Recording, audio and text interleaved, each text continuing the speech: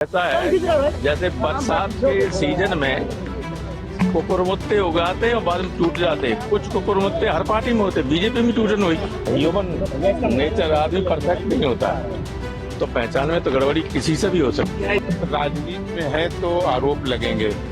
हम जनता के लिए चुन के आए हैं और जिस भगवान रूपी जनता ने हमें चुना है उसके लिए केवल हमें सोचना है। अब बड़ी संख्या में सभी दलों को विधायकों ने भारतीय जनता पार्टी को आशीर्वाद दिया। 8 प्रत्याशी भारी बहुमत से चुनाव जीत रहे हैं। यूपी में राज्यसभा चुनाव में हुआ सबसे बड़ा खेल। कैसे सीएम योगी ने सिखा दी अखिलेश को असली राजनीति। क्या स्वामी प्रसाद मौर्य की कही हुई बातें आज हो गई हैं सच। क्यों राज्यसभा चुनावों के संकेत बता रहे हैं लोकसभा चुनाव का भविष्य। वाकई अब भी यूपी के सामने बाकी रह गई है विपक्ष की कोई चुनौती।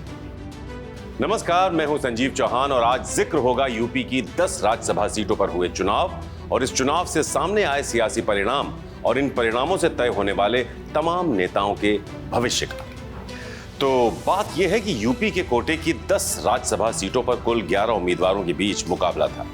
अखिलेश के 3 प्रत्याशी साइकिल पर सवार होकर चुनावी मैदान में जोर आजमाइश कर रहे थे, तो वहीं कमल थामे बीजेपी के 8 उम्मीदवार चुनावी सरजमी पर सजी विरोधियों की मोहब्बत की दुकान में अपने सियासी दोस्त तलाश रहे थे। दोनों खेमों के नेता अपने अपने दावे कर रहे थे, जीत की उम्मीदें थीं और हर कोई जानता है कि जब जब जंग होती है तो एक पक्ष जीतता है और दूसरे को हार नसीब होती है। मगर जब बात सियासी जंग की होती है तो यहां हार जीत से ज्यादा ये बात मायने रखती है कि हमारे वार से विरोधी को नुकसान किस हद तक पहुंचा।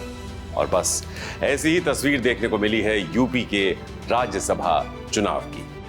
तो यूं तो यूपी की 10 राज्यसभा सीटों में से 7 सीटों पर बीजेपी की जीत लगभग तय ही थी और सपा के पास भी अपने उम्मीदवारों को जिताने के लिए तय मापदंड के आधार पर विधायकों का संख्या बल भी लगभग था।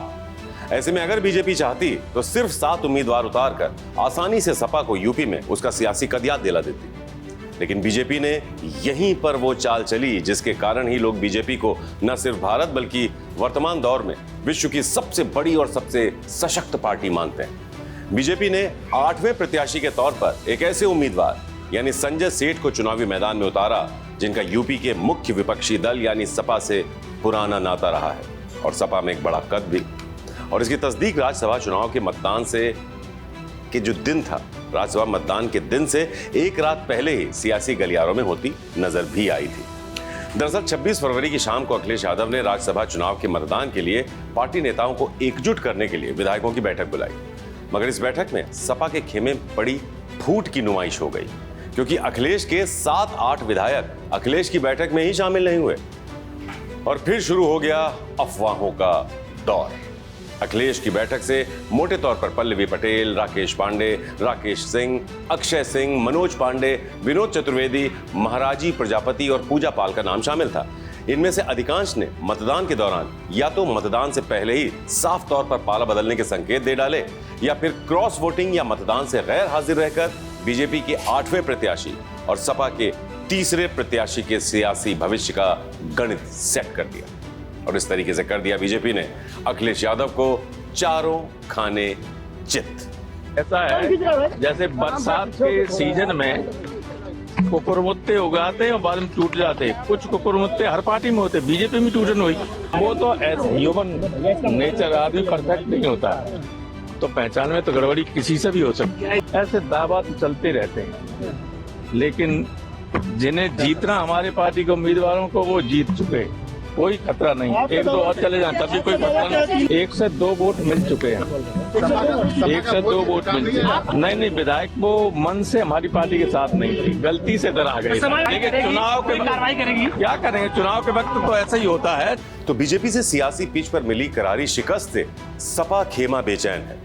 समाजवादी पार्टी के अध्यक्ष अखिलेश यादव ने कहा है कि हमारी राज्यसभा की 3री सीट दरअसल सच्चे साथियों की पहचान करने की परीक्षा थी और ये जानने की कि कौन कौन दिल से पीडीए के साथ और कौन अंतरात्मा से पिछड़े, दलित और अल्पसंख्यकों के खिलाफ है। अब सब कुछ साफ है, यही 3री सीट ही जीत है। सपा के वार पर सपा के बागी विधायक भी पलटवार कर रहे हैं और बोल रहे हैं कि उनकी जवाबदेही जनता के प्रति है। बहुत बार जनता ने वोट देने का मौका दिया है। राजनीति में है तो आरोप लगेंगे।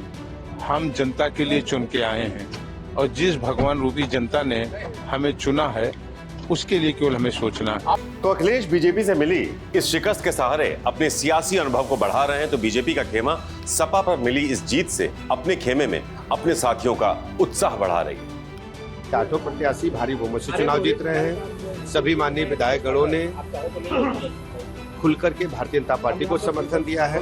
विकसित भारत संकल्प को अपना, जो माननीय मोदी जी का विजन है उसको अपना आशीर्वाद दिया है। 8 के 8 प्रत्याशी चुनाव जीतेंगे। हाँ, अब बड़ी संख्या में सभी दलों के विधायकों ने भारतीय जनता पार्टी को आशीर्वाद दिया। ये मैं कह रहा हूँ कि सभी दलों के विधायकों का समर्थन भारतीय जनता पार्टी के 8 प्रत्याशियों को प्राप्त है। आप वेट करें, अभी परिणाम सामने आ जाए। अब ऐसे में हार जीत के सियासी खेल को कड़ी दर कड़ी समझ लेते हैं। दरअसल आपको याद होगा कि जब स्वामी प्रसाद मौर्य ने समाजवादी पार्टी के महासचिव पद से इस्तीफा दिया था तो उन्होंने कहा था कि वो अगर कुछ भी कह दें तो पार्टी कहती है कि ये मेरा बयान, मेरा निजी बयान है, जबकि बाकी नेता कुछ कहते हैं तो वो पार्टी का बयान माना जाता है। अब सच तो ये है कि सपा में बीजेपी के एजेंट हैं, तो स्वामी प्रसाद की कही गई ये बात हूबहू सच साबित होती दिखाई दे रही है, क्योंकि जो मनोज पांडे सपा के कल तक मुख्य सचेतक यानी चीफ विप हुआ करते थे और स्वामी प्रसाद की सनातन विरोधी बयानबाजी पर खुलकर हमले किया करते थे, वो मनोज पांडे राज्यसभा चुनाव में मतदान से ठीक पहले अपने पद से इस्तीफा दे देते हैं और कैमरों की चकाचौंध के बीच बीजेपी के खेमे में शामिल हो जाते हैं। और सिर्फ मनोज पांडे ही नहीं, बल्कि सपा के कई विधायक बीजेपी के खेमे में हंसते मुस्कुराते शरण लेते दिखाई देते हैं। वोट देने जा रहे हैं, ये बताएंगे तो वोट बारिश हो जाएगा। हम तो उसी कुल खानदान के हैं जी। तो कुल मिलाकर जो तस्वीर सामने आई है उसमें बड़े तौर पर यह सामने आया कि सपा के राकेश पांडे, राकेश प्रताप सिंह, अभय सिंह, विनोद चतुर्वेदी, मनोज पांडे, पूजा पाल ने एनडीए उम्मीदवार के समर्थन में वोट दिया है, जबकि महाराजी और आशुतोष मौर्य ने वोटिंग के दौरान गैर हाजिर रहकर एनडीए को अप्रत्यक्ष तौर पर मदद कर दी। अब आप सोच रहे होंगे कि आखिर ऐसा क्या हुआ कि अखिलेश के खेमे में रातों रात हलचल मच गई। दरअसल ये हलचल तो महज टीजर है लोकसभा चुनाव का। असली पिक्चर तो लोकसभा चुनाव के नतीजों में देखने को मिलेगी, क्योंकि जिन्होंने भी सपा का साथ छोड़ा है उनमें से ज्यादातर नेताओं को बीजेपी से लोकसभा चुनाव लड़ने के लिए टिकट मिलने की उम्मीद है, जिसमें मनोज पांडे और राकेश सिंह जैसे नेताओं के नाम शामिल हैं। अब ये उम्मीद कब पूरी होगी, कितनी पूरी होगी, कैसे पूरी होगी, इसके जवाब भी बहुत जल्द आपके सामने आ जाएंगे। तो फिलहाल जो तस्वीर सामने है वो ये बता रही है कि सीएम योगी आदित्यनाथ के नेतृत्व में बीजेपी ने यूपी में समाजवादी पार्टी के मुखिया अखिलेश यादव की सियासी जड़ों को हिलाकर रख दिया है। और जो सपा कल तक लोकसभा चुनाव की सियासी बिसात पर कांग्रेस के साथ मिलकर बीजेपी को चारों खाने चित्त करने के सपने देख रही थी, वो अपने दल को सियासी दलदल में फंसने से नहीं बचा पाई और सपा के आरोपों के कीचड़ में राज्यसभा चुनाव में फिर से कमल खिल गया। बहरहाल अभी अखिलेश हार के आकलन पर ध्यान दे रहे हैं और समझ रहे हैं कि आखिर कैसे अब फिर से पार्टी को एकजुट करना है और बीजेपी के सामने चुनौतियों का पहाड़ खड़ा करना है। तो दूसरी ओर बीजेपी का खेमा यूपी में अपने वर्चस्व को पहले से ज्यादा मजबूती से जनता के बीच पेश कर अब की बार 400 पार के नारे के साथ आगे बढ़ रहा है। अब ये जोर आजमाइश किन नई सियासी संभावनाओं को गढ़ती है, कहां जाकर खत्म होती है और कैसे लोकसभा चुनाव के परिणामों के जरिए जनता के सामने आती है, इसके जवाब जल्द ही आपके सामने आएंगे। लेकिन अभी सिर्फ एक बात का शोर है कि बीजेपी ने कर दिया है अखिलेश को चारों खाने चित। तो फिलहाल इस खास पेशकश में आज मेरे साथ इतना ही, लेकिन कल फिर से होगी आपसे मुलाकात एक नए मुद्दे के सटीक आकलन के साथ। तब तक दीजिए इजाजत, नमस्कार। उत्तर प्रदेश की हर खबर से अपडेट रहने के लिए श्रेष्ठ यूपी को करें सब्सक्राइब, बेल आइकन दबाएं और देखते रहें श्रेष्ठ यूपी।